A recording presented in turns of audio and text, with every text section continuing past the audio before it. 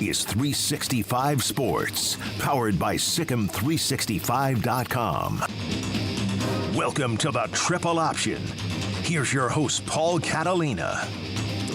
Alongside the lovely and talented Garrett Ross, who you get a profile view of. Yes, sir. Paul Catalina here. Tomorrow, Garrett, I'm going to tell you this right off the top of the show because I'm very excited about this. Our good buddy Josh Neighbors, we are going to do a simulcast on the two channels. Yep. Ours and Crystal Ball College Football, which he is on. Of course, that's also our channel. But we're going to simulcast onto both. And we're going to get some views, baby. We're going to get some views. So...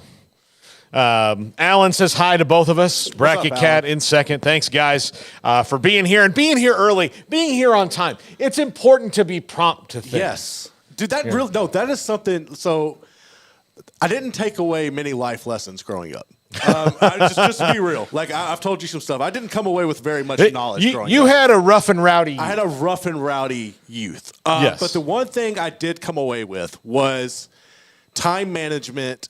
And I'm very thankful for that. But not just time management, to the point where it drives my wife insane to do anything with me, because to me, on time is like 30 minutes early. Like that was just drilled into my head. Mm-hmm. So that's one of the few things I came up with that stuck with me that I'm proud of. And I'm all about time management, Paul. Yes, you are. I'm very prompt. Yes. But I was a little bit late the other day, and I was embarrassed when we were left to go to Dallas, right? Because I had to stop and get gas. It happens. And you need gas. Yeah. I mean, we would have been late to Dallas. But yes, and I keep thinking about, had I just done it the night before? I do that all the time. Like, could we have saved that time in like downtown Dallas? When downtown where we had it.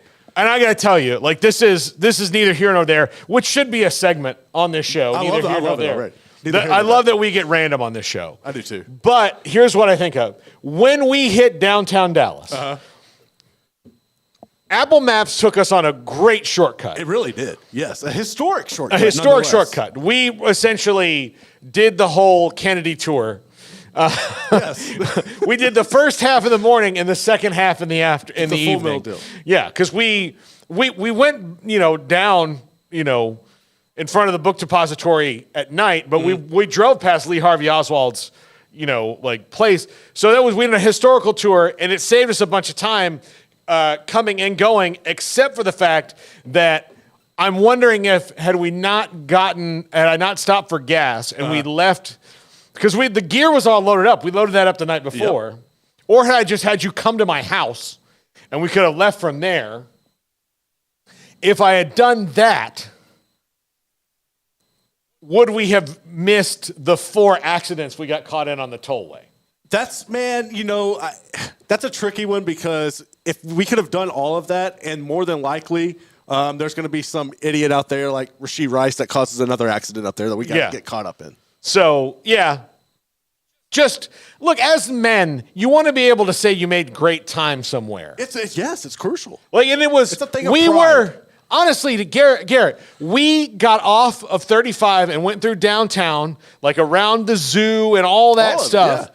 We did that. We left here at 5:45, right? Ish, like around there, 5:50. We got to that spot in Dallas at 7:02. Oh, we made hell of a good time. It was, and I wasn't driving like a maniac or anything. No, I was looking. I was like, man, because I usually fly. You were being conservative compared to me. Yeah, I like smoky, I think, when I No, drive. I like a nice 5 miles over. A 5 miles over, flow of traffic, that's me. Now, granted, I've been driving this car this week. Do you still have the picture? Yeah, hold on, let me go. Pull up the picture. I've been driving this Dodge Charger Scat Pack Hemi 392. This thing right here. So I'm not gonna say that I don't know now what it would be like. Right. Like, I know what I would be like as a car guy, as a muscle car guy. Yeah. It would. I mean, it would be a problem. Well, see, It was I yeah. never like growing up and stuff. I had friends that always drove fast and everything, and it was never really my forte. I'm more of like cruise and everything back then. Yeah. But then I got a Dodge. I had one of these, a Challenger, before I have the vehicle I have now, which is the Journey. Yeah. And man, I just got it. You're right. It comes naturally. But yeah, I tended to drive more fast when I had that car than I think that kind of led to my little speed thing I have. Yeah, absolutely. Absolutely. I don't like driving particularly. Like some people like driving. I do. I like it. I like I've liked it more in the car, the Jeep I have now. I like driving in a car that has features, safety features, backup cameras. Don't mess this up if you're an idiot kind of features. Right, yeah. And so because of that, I've enjoyed it more. And I didn't know this. Like I thought when you got married, like you would split up the driving. No, that's not how that works. No. You probably drive more. Yeah, now that you're married. I've seen you and your wife, like her come here to pick you up. And instead of you getting in the passenger seat and just going on, I drive. She gets out and you drive. Yep. Like you would have to have a broken leg, and it better be your right leg because your left leg was broken. You should move that over to the side. Like, a broken right leg or broken arms. Arms, not arm. Yes. Like if you have one arm and the right leg, you're probably going to drive. I didn't know this about marriage. I didn't know it. Yep. I know it now. I drive most of the places. The only way I can almost get out of driving is to just get drunk.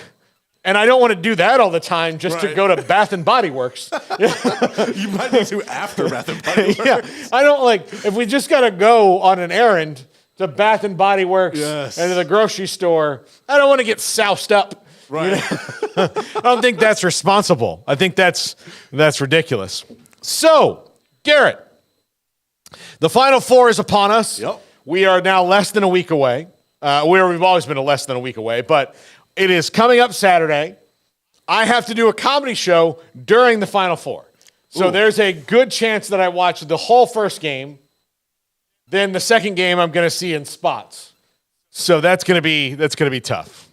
Bracket Cat says, I let my wife drive sometimes, but it always scares me. For real. Like that's another thing. My wife she's so timid and it drives me insane. No, I don't like driving my wife's car in particularly. She has a 4Runner and it's great, but she has really dark tint, and so during the day it's fine. But at night, but if I have to drive it in the evening, it's just kind of annoying where especially if I drive in the evening, the weather's cold or wet or something.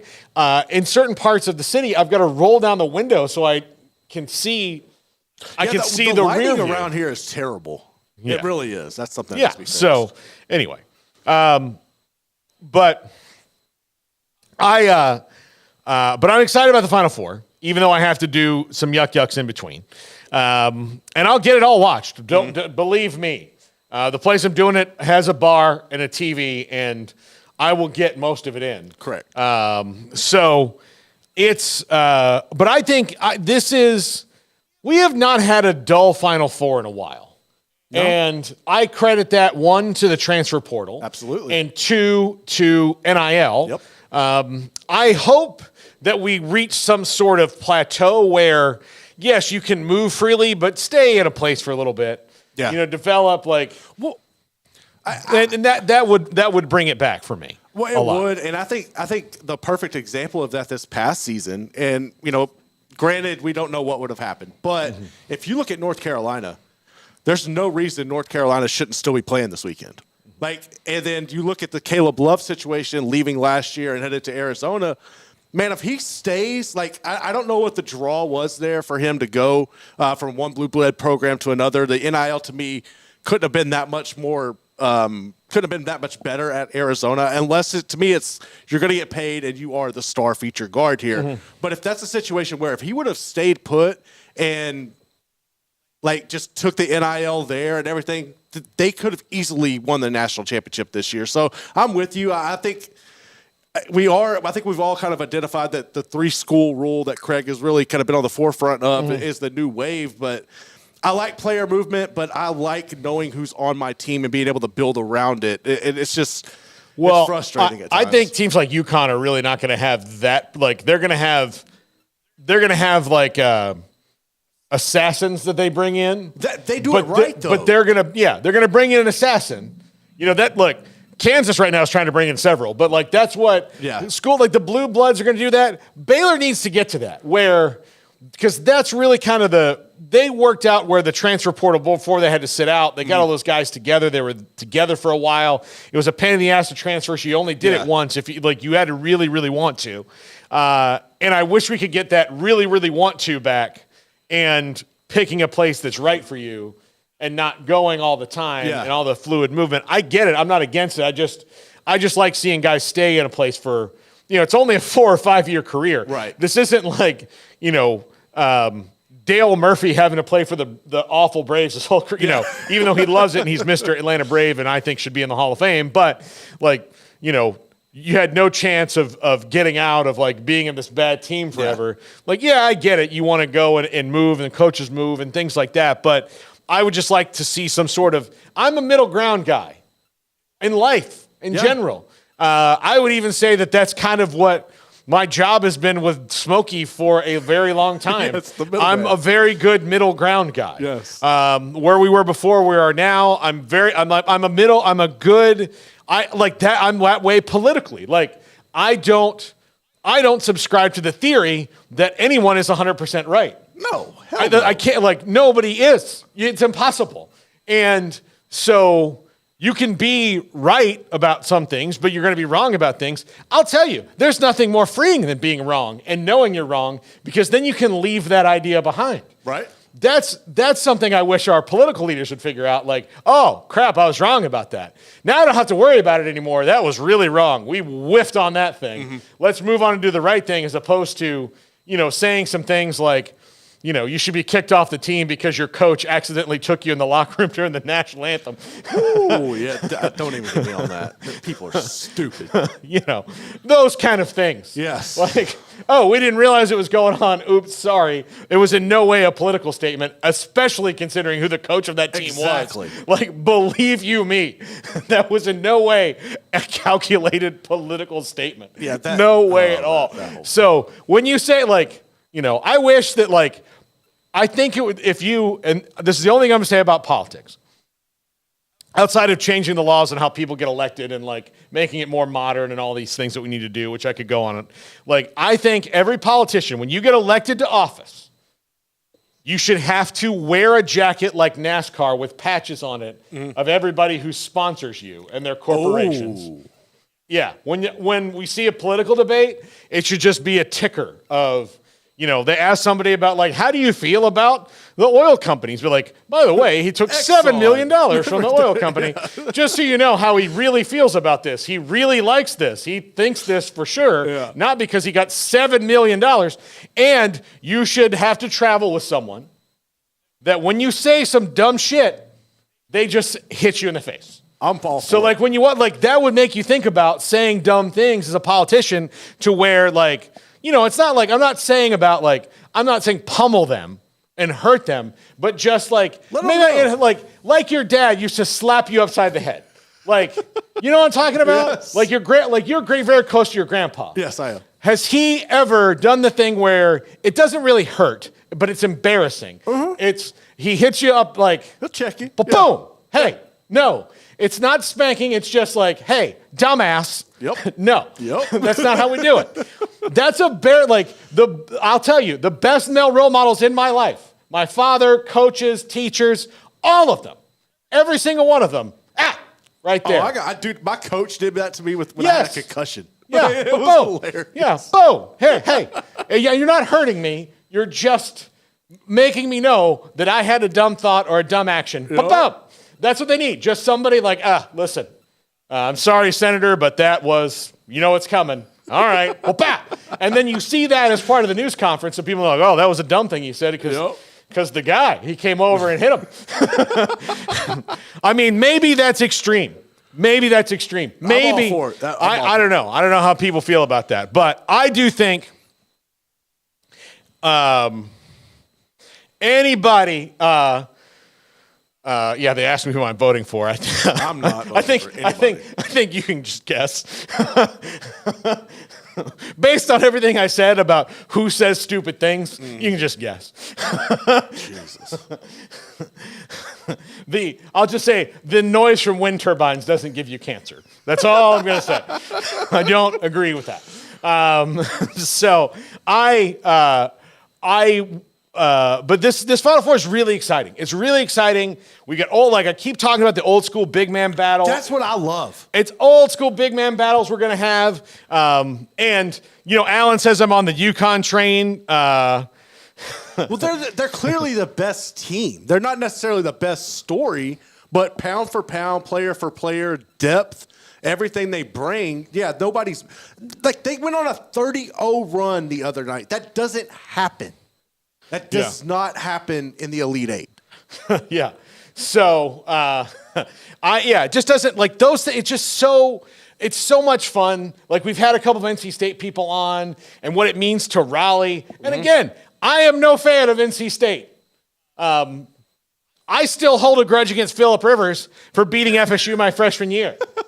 I still have that. Like I've heard I know he's a really nice guy. My best friend who was just here, Billy, his son played on the football team that Phillip Rivers coaches in Alabama. Okay. Yeah, okay. So he's a great guy. And if I go to Mobile, I'll have a chance to meet him. Kent Johnson, Clay Johnson's dad, that used to work for Baylor, and he's here, great guy. Kent's one of my good friends. Kent he worked with Phillip Rivers when he was in San Diego. Loves him, says he's a great guy. I know that I will have a bit of a grudge against Phillip Rivers, the same way I did against Aaron Boone. Against Aaron Boone. We'll always have against Aaron Boone. Even though there's 4 World Series to 1 after that point. But it's that one that matters. And it's that 2000. The Yankees didn't even win in 2003. The Red Sox didn't win in 2003. They won in 2004. I'm just saying, I will hold a grudge, but I am pulling for NC State in this because of the story. I really would love to see it because an 11 seed winning the whole thing would be great. An 11 seed beating, either Alabama or UConn will be, but if they beat, just say that they beat Purdue and then they beat UConn.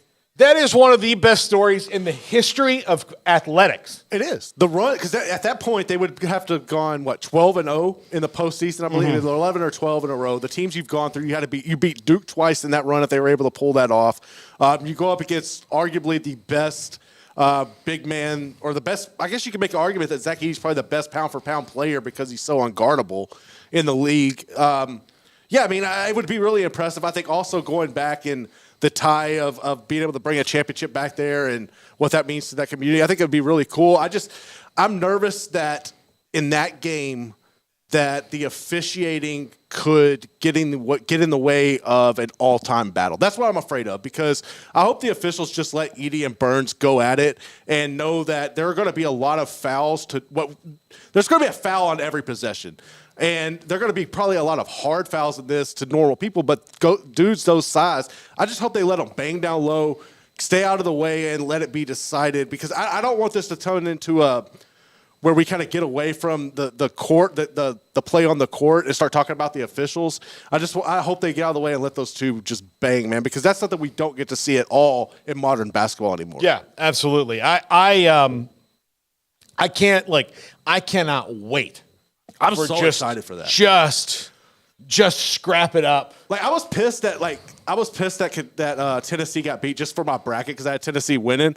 But once I kind of knew that it was coming, and knowing that we were going to have the Burns-Edey matchup, that I was perfectly fine with that. And I can't explain the level of excitement. Because the other day, right, when we had Amanda was in here, my wife Anna was in here, and we were talking, y'all asked about basketball. I was like, well, I like it, but it's not like it used to be. I fell in love with it. But I'm 6'4", and I went to a 1A school, so I had to play the big man. So that's all I've known, and that's what I fell in love with and made me fall in love with basketball. And as the game has changed, I respect it, and I know everybody's talented.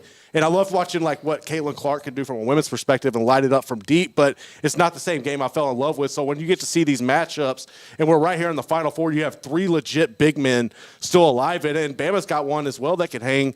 It's nostalgic for me, and it's something that I'm really looking forward to. Yeah, that's awesome. It's just so awesome. I have so many different like memories of like just the mashers, like those big dudes down in the middle. Like I remember the Maryland team that won it in like 2001 or 2002, and you had Wilcox on it. Like he wasn't great, but I loved watching Chris Wilcox play. Like that's just something that we don't have, and DJ Burns especially has made it more fun. His personality.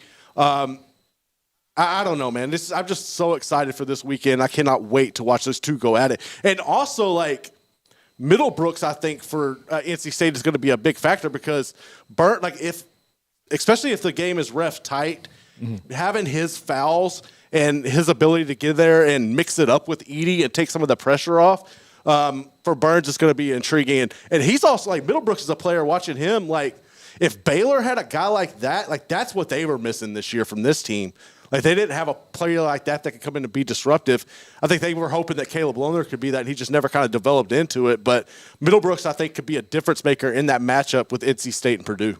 Yeah, absolutely. I can't wait. I can't wait for this. Let's talk about a couple of things in college basketball. Andy Enfield has left USC, and I think the big transfer portal news yesterday was that Bronny James, Dick Weiss said Bronny James is going to the portal. LeBron did not confirm or deny that last night and said Bronny's his own man. He's got decisions to make. Obviously, the coach is gone. Kind of like I'm paraphrasing here. But I think it'll be interesting to see where Bronny goes. Paxton brought up Bronny James to Texas. That's not happening. I don't know. Like, again, we don't really know how he averaged 5 points a game this year. You don't think he's good? I don't. I think he's so overrated. He is he is an average player who is living off of his dad's name and fame. I honestly think his younger brother Bryce will be the better basketball player than him. Now, I know he had the heart issue that really sucks, but at the same time, like, I don't think that necessarily is indicative of how the season turned out. Like, you can look at the numbers and say, well, he had this big incident before the season and everything. And while that might be true to an extent, at the end of the day, he is not like he is. If his name was not Bronny James, he would probably be playing like D2 basketball. Yeah. Maybe so. Like, I don't know. I'm curious to see. We'll see what happens with him. But he had the heart condition, so like those things it's going to be interesting. But I don't know. We'll see. We'll see what he is. I don't think he's a guy who's going to play in the NBA after 1 year like people. Obviously not. I don't think he's going to be a guy who's in the NBA in the next 2 years. He shouldn't be unless he like magically finds a place and maybe to develop. maybe he will. And like I think I'm not disagreeing with you that he's overrated, but I would like to see him go through a year where he starts the year healthy and goes through I wish everything. him the best. Yeah. I think like that's how I will judge it myself. So we'll see, but you might be right. So Kansas already has a couple of guys in the portal. Yeah, and those guys are again. What did I call them? Assassins. Yeah, that's what they are. Yeah, that's what they are. They've not gotten their big boy yet. Mm-hmm. The big dog. They got KJ Adams back for sure yesterday. Right. We'll find out about Hunter Dickinson and Furphy and that. DeJuan Harris is back. So you've got two start. Like, they had the best starting five in the country last year to me, top to bottom. Yeah. They just didn't have anything after that. I don't see, like, as far as Dickinson goes, unless he elected to hit the portal again, but I don't think his play this season reflected the way he played at Michigan and was a lure for somebody to throw big money at him to get him away from Kansas. Yeah. And the way the NBA is right now, he's kind of in the same situation as Edey where like his style just doesn't match. It doesn't reflect what it is nowadays. So I would expect him to be back at Kansas, but they're going to be freaking loaded next year, man. Yeah, they are. They are, absolutely. They're gonna be loaded. I think, I think if Dickinson leaves, if he decides to leave. I don't think he's leaving. I think he's staying. I think he's coming back. Yeah, I think he's coming back. But if he leaves, then they're going to get in one of the – there's like 3 or 4 7-footers in the portal that they would probably get. But, yeah, you can already see Kansas has 2 transfers already. Like, if you're the Big 12, that's the message that's been sent. Yeah. Like, last year, Bill was laid up because he had a heart attack. Now the ticker's doing fine. Well, not just that, dude, but you have another blue blood that's entering the room. Like, Kansas has never had to deal with that. Yeah. They've never had to deal with that. Baylor is starting to come on and push them year in and year out, but Baylor's not a blue blood. Baylor's still – I wouldn't even call Baylor a new blood. They're a good program that's on the rise. But you have a legit blue blood coming into the room in Arizona next season. Kansas is going to have to make sure that they establish themselves as, it's cool you're here. Welcome, Arizona, but you're coming through us in Lawrence. Yeah, absolutely. So, it's going to be interesting. When we come back, should we do NFL in the second segment or save it for the third? I think this story's too big. I think let's come back with it. Let's come back. Stefon Diggs is a Houston Texan. I like it. For a second-round pick. The pick they just got from the Vikings. So they still have a second-round pick, but the Texans aren't picking until 57th or so, 58, something like that, 54. I don't know. I'll have to look. But the Texans are going for it when they have this cap room and a rookie quarterback who just had an amazing year. This is 365 Sports. If your business is like most, you need things done quickly.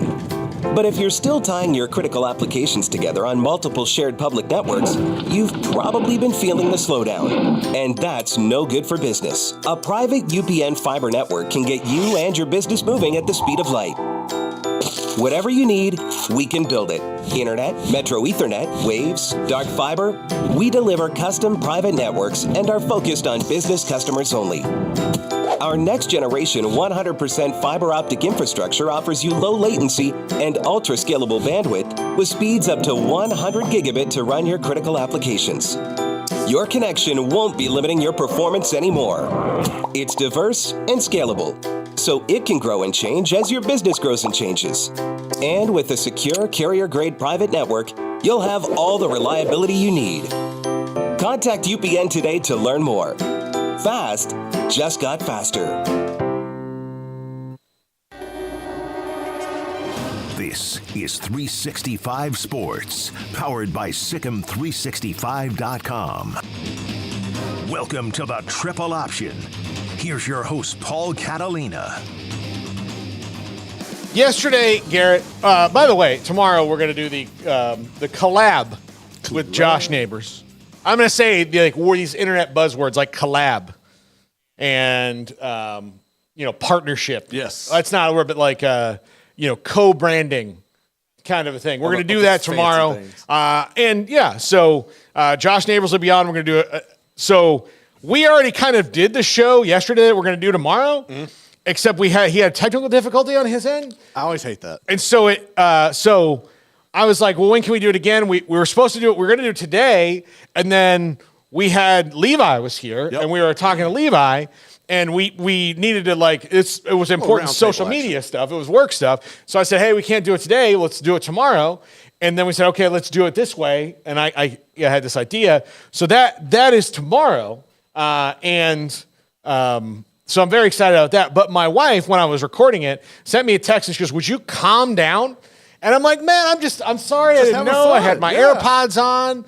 I've got those AirPods Max. You saw them. I've got those AirPods Max. I don't know what's going on. I like talking sports to people. I like having, I have different co-hosts every day for a reason. It's we rotate and have different opinions and all of that. And so I had fun with Josh and we were just, he and I have the same kind of, on air, I told you I had good chemistry together. Yeah, presence though, our thing is fast and loud, right? And so that I was like, yeah, well, I'm just trying to match energy here. That's what we're doing. I'm sure his wife was saying the same thing if she was home. but anyway, so tomorrow, fast and loud. I'm really excited about all the things that we have going on here. So anyway, let's talk Stefon Diggs and. You kind of felt over the last couple of years that this was happening. This was coming. And look, Stefon Diggs tailed off at the end of last year, and he's been a bit of a malcontent, not terrible, but normal wide receiver nonsense. Like it's to me, I think the more interesting question is, okay, what do the Bills do to replace him? Exactly. And you think at 28, I think that's where they are at 28. That they would probably wide receiver was going to be what they were going to draft anyway. Yeah, I was reading earlier on CBSSports.com, and they were talking about their move right now would probably be trying to ask somebody like Roma Dunze to grab right there. He seems like the from going off of that article, that was their topic, their target that they felt like the Bills would target in the first round. Yeah, absolutely. So it's but the Texans, they're really going for it. I love it. They're really going for it. So, do you think is this what the Texans are doing right now? Is this what you've been longing for Dallas to do? Yes. Clarence Hill tweeted this earlier at somebody who was like, "Well, they're doing it while he has the rookie contract," and he had somebody said that to him after something he tweeted about the Cowboys would never. Yeah, and he said, well, they doing it while he's on the rookie contract. And he goes, name me a player they got after Dak's rookie year in 2016 when they had Dak and Zeke on sweetheart deals. Other than Amari Cooper, which came before, right? So other than that, they didn't get nobody. They didn't really, they didn't go for it. They are constantly preparing to have a dynasty again that is not going to come. Yeah. There's a dynasty right now, and they have a generational quarterback. Dak Prescott is good. He's not generational. No. And so the Texans are also looking like this is finally the guy we have. Legitimately excited about a quarterback. Mm-hmm. Rightfully so. Yeah. The first time since David Carr, who was their first one. Like everybody else has just been kind of and Deshaun Watson. They were excited for Deshaun, but excited. They don't want to miss this window. No. Especially not like this. This is the Cowboys couldn't do it with Dak when he was on that kind of same thing with Russell Wilson. Like not only was he on a rookie contract, he was on a fourth rounder's rookie contract. Yeah. Like Russell Wilson was on a third rounder's rookie contract. Look, C.J. Stroud costs a little bit more because he's the second pick in the draft, but he's still in the rookie contract. And, they in this offseason, they have they went and got Joe Mixon, which is an improvement, although I think he's, they've got Stefon Diggs, Danielle Hunter, and the wide receivers are now Nico Collins, who had a great year last year, Tank Dell, who has a ton of potential, and Stefon Diggs, and everybody gets to move down a spot. This is going to be great. Not to mention Dalton Schultz, who is really good for them. He's coming back. He's done a lot better there. He seems like he fits the Texans better than he did Dallas.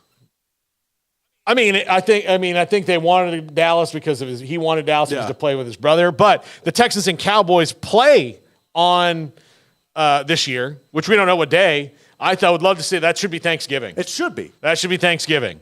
So it's great. I'm very curious about the Bills because they're part of the reason they're doing this also has nothing to do with Stefon Diggs, the malcontent. It has to do with the fact that they were way over the cap. So Gabe Davis left, Leonard Floyd left. They let Jordan Poyer, Mitch Morse, and Tre'Davious White all go in salary cap moves. And do you think Buffalo missed their window? Yes, I mean maybe they missed their window. Like with Josh Allen. Do you think No. I think they've got some time. They've missed their window. Immediate window. Okay. I think they can. Josh Allen's good enough to where if they get the right pieces in place, they can go win again. Yeah. But again, they've got to navigate this a little bit. They'll be fine. They're not going to be bad because they have one of the best quarterbacks in the league if they keep him healthy. But you have to let go of guys, and you got to draft well. And the Texans have drafted well the last year, and they loaded up on picks, and now they're using those picks to go get veterans and build around it. So right now, Houston, I think looking at their roster, they're pretty loaded for bear on offense. They have a really good offensive line, all the playmakers in the world there. I guess what would be their secondary would be about their Achilles heel, maybe, because Stingley gets hurt and you need to get some help with him. Or what do you think their weakness is right now in Houston? They need to get somebody a defensive tackle would be nice, although they did sign God, who did they sign? They signed a defensive tackle that's pretty good. They just need to shore up the defense, shore up find the weak spots on the offensive line, get better, run the ball more, because that's why, that's what the Bills were like. One of the reasons I thought the Bills were exciting last year was James Cook came in and started running the ball more.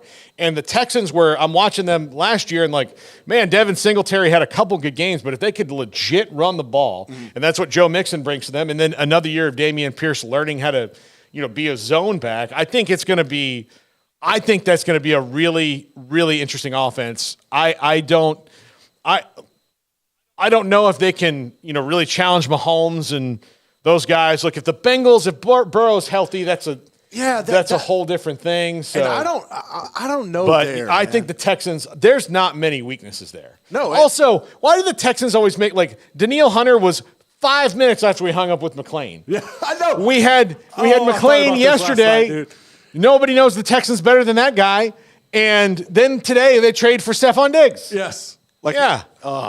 Yeah. So think about this though. We mentioned there about how good the receiving core is for the Texans right now with Diggs and Tank Dell and Nico Collins. I thought this was interesting. So Chris Vanini put on Twitter earlier that he had arguably a better receiving core at Ohio State with Garrett Wilson, Chris Olave, Jackson Smith and Jigba, and Marvin Harrison Jr. The receivers that he's had to work with are absolutely ridiculous. And I'm interested to see if he can kind of rekindle that same success he had at Ohio State. I know he had a good season last year, but most quarterbacks, once you have the film on them, they kind of regress a little bit. Mm-hmm. So hopefully bringing Diggs in can kind of alleviate that, and he can kind of just keep going without missing any strides, honestly. Yeah, absolutely. So yeah, I'm fired up for him. I don't care about the Texans. I don't care about the city of Houston when it comes to sports teams all that much. I'm indifferent to it. Other than I don't really care for the Astros. As a person who loves the Red Sox unconditionally and will rep the Rangers because of my dad and my my partners in here, and a person who's covered them and done that. And I've been, look, Nolan Ryan's one of my favorite players of all time. I don't have a problem with the Astros per se, but I remember hearing after the Red Sox won in 2018 that a bad call undid the whole series, and all right, you guys were banging on trash cans. Let's shut up. I know that the Red Sox were kind of doing some stuff too because of Alex Cora, but let's not pretend that was the thing. You took the lead in that game where the bad call was and didn't hold it, so just shut up. Those kind of things still stick with me. So anyway, but I'm excited to watch it. Look, I'm getting to the point in my life where put a good you heard me yesterday, wax rhapsodic for the first time in my life about women's basketball. Yeah. You know why? You put a good game fun. on and anything, I could get into friggin' highlight. If you put a good game on, I'll watch it. I'm way more into international soccer now than I ever was in the times where people pretended to be. You would do it to kind of be cool. I'm into it now because there's good games. It's good. I remember somebody asked me why I watch golf and why I think it was exciting. I'm I just pointed to Tiger Woods winning the Masters a couple years ago. Mm-hmm. You tell me what's better in sports than watching the greatest golfer of a generation who's gone through all these things come back and win one of the majors, the most prestigious major, and do that with the rest of the all the golfers are better now because they were chasing Tiger. You had to be, yeah. So it's when you see those things, I just enjoy that. You might be able, and I've never been an auto racing guy, but now that I drove that great Charger, you could get me into Formula One, not NASCAR, but Formula One, you might be able to get me into that. Especially if I was still single. Yeah. No. No. Yeah, I don't know. You give me a good game, I'll watch it. And if the Texans are fun to watch, great. Well, see, that's what I was thinking about this morning because I don't have I might break down and get the NFL Red Zone, but traditionally, if I'm going to watch the NFL, it's just whatever's on TV. And unfortunately, being here, it's the damn Cowboys or it's the Texans. And as a Washington fan, I don't really care to watch the Cowboys that often. So having the Texans be able to be on and be good and fun to watch will definitely get my attention this year. I will probably watch more Texans football this season than I have since they've probably established themselves in Houston, which I was highly disappointed of. Because when I was growing up, man, it was either Houston Oilers or Washington in my house. Like that was the options. And when the Oilers left, that broke my heart. And I was hoping that when they brought the new team back and everything, that when they settled on the Texans and that stupid logo, it broke me. And it made me really sad. So now that I can actually enjoy watching them and get over that, it'll be fun to watch. I'm excited for the Texans this season. Yeah, absolutely. Absolutely. When we come back, Ari Wasserman, been on the show several times. We maybe need to get him on to talk about this. Yeah. And he mentioned Deion Sanders made some comments a couple weeks ago about how he doesn't recruit high schools and he doesn't go, they've got to, he wants people to come to his house. He's prime. It's different. I didn't take it as, I just took that as Deion being Deion. I don't think it's bad. And I think but Ari Wasserman made the point of even though he's entitled to do that, he's not using his full potential. No. Look, I'll just tell you, if you're Deion Sanders and you want to out-recruit Alabama, you find out where Kalen DeBoer is going to be. You show up. And Kalen DeBoer is going to be like, damn it! Yes. Look, I can tell you, I've talked to 2 different college coaches who've recruited kids against Deion. And their big thing is look, I'm not Deion. No. If you want to go play for Deion, great.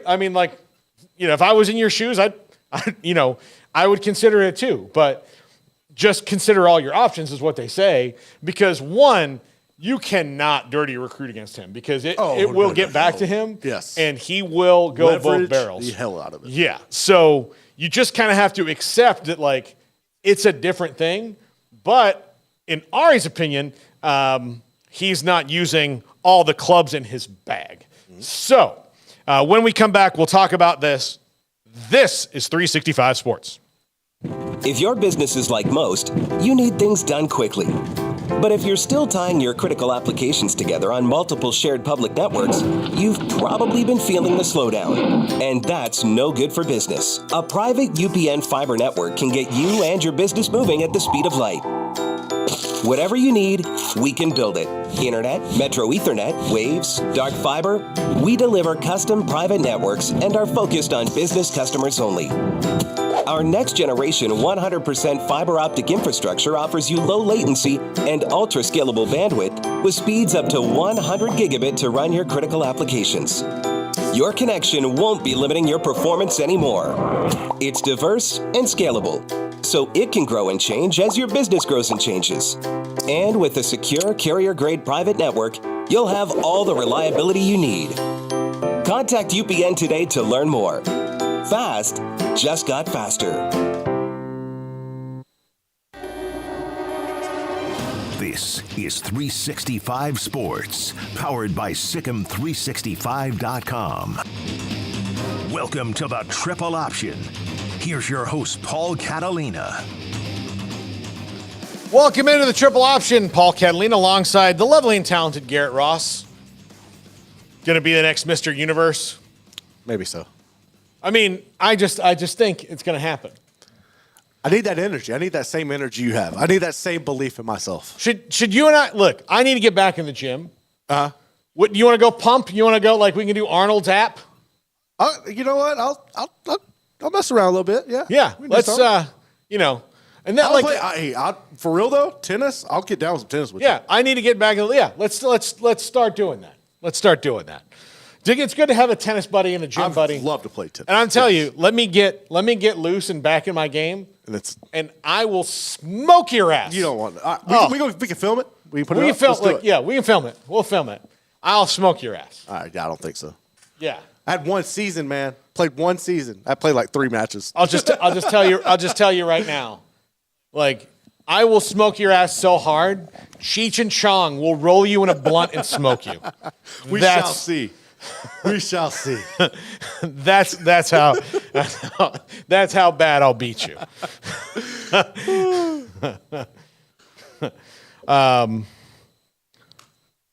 Alan has dared us to jog the bear trail.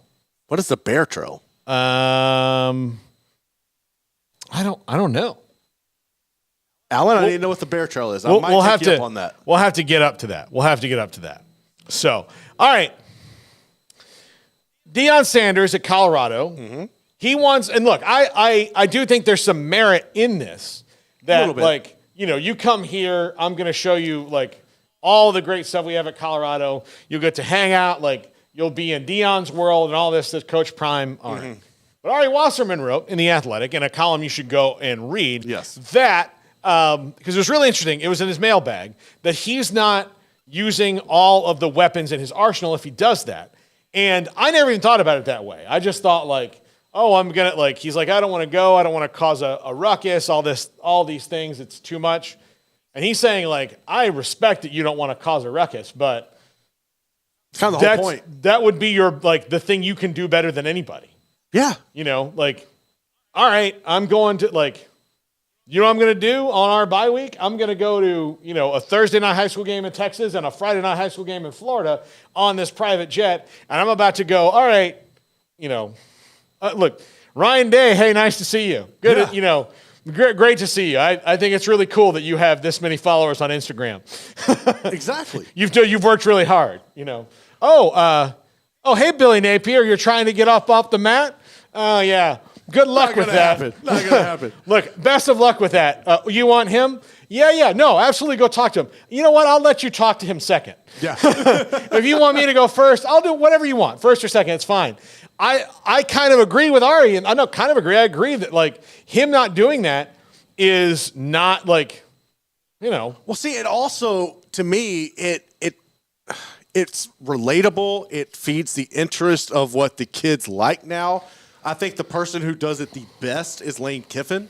I think Lane Kiffin is elite at relating to modern athletes, understanding how things work now, adapting to it, and he does a good job of showing up everywhere. Like when Nick Saban retired, he was in Tuscaloosa trying to get players. Like, remember the picture, like Tuscaloosa or University of Alabama this way? Like, if Deion took even half of Lane's approach, it would blow it out of the water. Like, he could get most players he wants now, and I think that's kind of what's made him.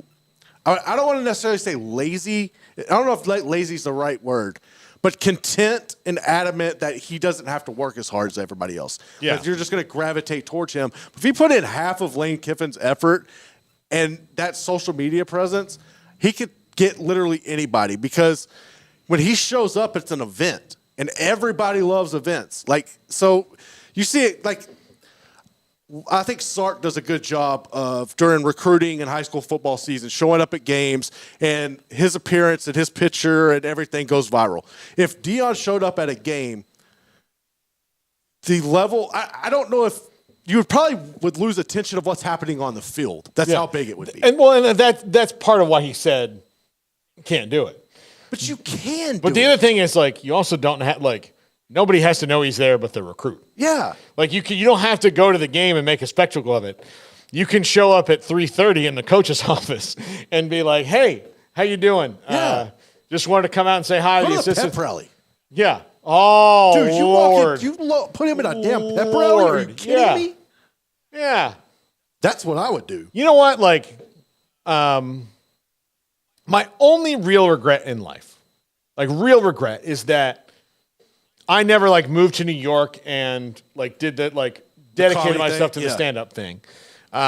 Which is, again, it's never too late. But, like, I like what I'm doing now. I like being able to do stand-up and improv when I want. And, but I have a lot of friends who, like, here's their night is where they go. Like, I'm at the Comedy Cellar. I'm at Faster Pussycat. I'm at Stand Up New York, and I'm here. I'm doing 4 or 5 sets, and they're just going around from about 7:30 until midnight doing these sets at these different clubs and working them out in front of different audiences. And they kind of do their thing, and they go, and they do 10, 15 minutes, 10, 15 minutes, 10, 15 minutes, maybe sometimes more depending on the thing. But they go and they do all these sets in the night, and that's how they work things out.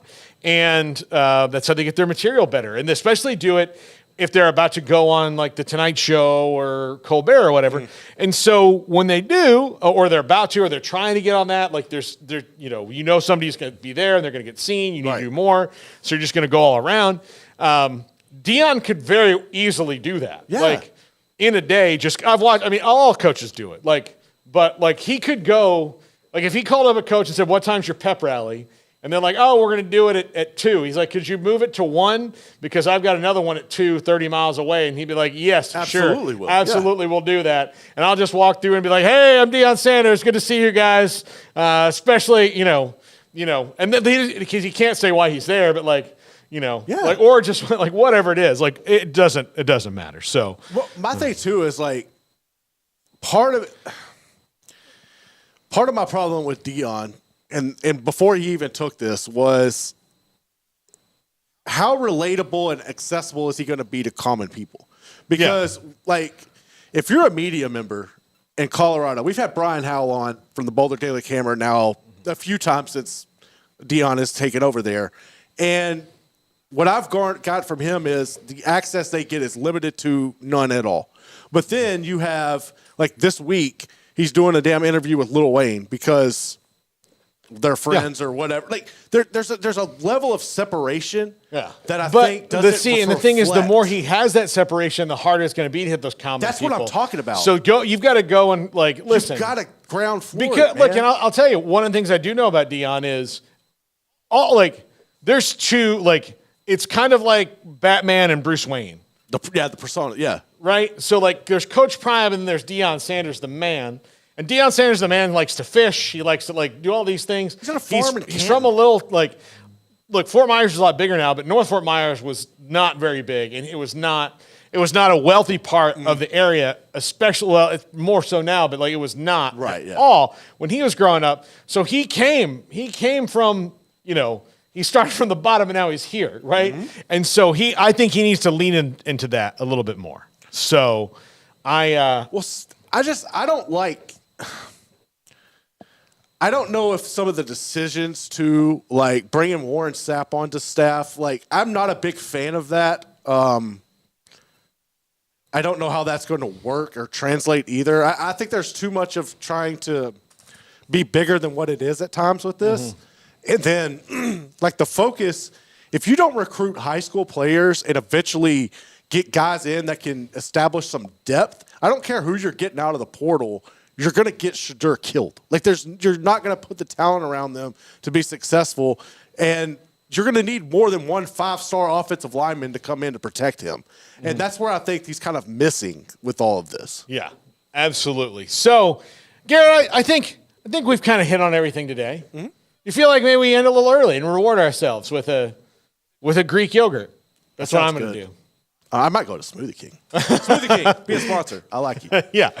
So, by the way, we're going to start doing if Steven had been next week when Steven gets here, we're gonna pitch for a sponsor that is so synonymous with the way I live my life that they will not be able to tell us no. Oh, I'm down. You know who I'm talking about, right? Yeah, I know. You know who I'm talking about. We've gone over this. It's not something we're going to do often, but once in a while, when we find something that we really need to get on our show that works, needs to get on 365 Sports, we're going to do a free plug for them. Yep. In a way that makes them impossible to say no. Yep. And this next one, it's going to be weird. It's going to spark some debate on the chat room. Oh, yeah. I think a lot of debate on the chat room. It's going to spark some debate. And what I will tell you is, if you're on the other side of this issue, I could not tell you how wrong you are. Yeah. I cannot tell you how wrong you are. I've brought you over to my side. I'm still wrestling with some others. But I promise you, this is a mission I have in life. This is not just me wanting to make money off of a sponsor. It's totally that. It is the place where getting a sponsor, and I believe in what they do so much. It helps the people. It helps the people, and it's going to help America, gosh darn it. We're going to do that next week. A week from today, I promise you we're going to do that. We're going to roll it out for this sponsor. I'm not going to say who it is. We're going to build it up. We're going to work on some things, but I'm rolling it out for this sponsor. It's something I believe wholeheartedly. It's something they do other places that we don't do. Imagine that. And I can't, I don't know what happened to make us this disgusting in America. I don't know. Got a few but ideas. This sponsor aligns with my beliefs and something I've been shouting into the world alone. And now I have someone who can back me. And we need to partner together. Yes. Because this is, they don't even know I exist yet. But they're going to love you when they find you. They're going to love me because there's no better advocate for this product There than really me. isn't. Not in America. There's not one. I'll tell you that. One. So build your anticipation for a week. Build your anticipation for tomorrow. Me, Josh Neighbors, a collab across the channels. Let's get some views, people. Please like and subscribe. Have a great day. Today on the show, we're going to talk Oklahoma State and their new basketball coach with Robert Allen, Oklahoma State sideline analyst. He'll talk basketball with us. He'll also talk football and spring football and how that's going. Jamar Chaney, Baylor inside linebackers coach. Smokey spoke to him earlier. Chris Level of Texas Tech. We can ask him a lot of basketball questions. Oh, yeah. And Steven Johnson, Fort Worth Star Telegram on TCU as they get into spring football. And they wrapped up a basketball season. So we're Big 12 heavy today on the show today. So if you are in particular a Big 12 fan, this is for you. See you at 3 o'clock, everybody. If your business is like most, you need things done quickly. But if you're still tying your critical applications together on multiple shared public networks, you've probably been feeling the slowdown.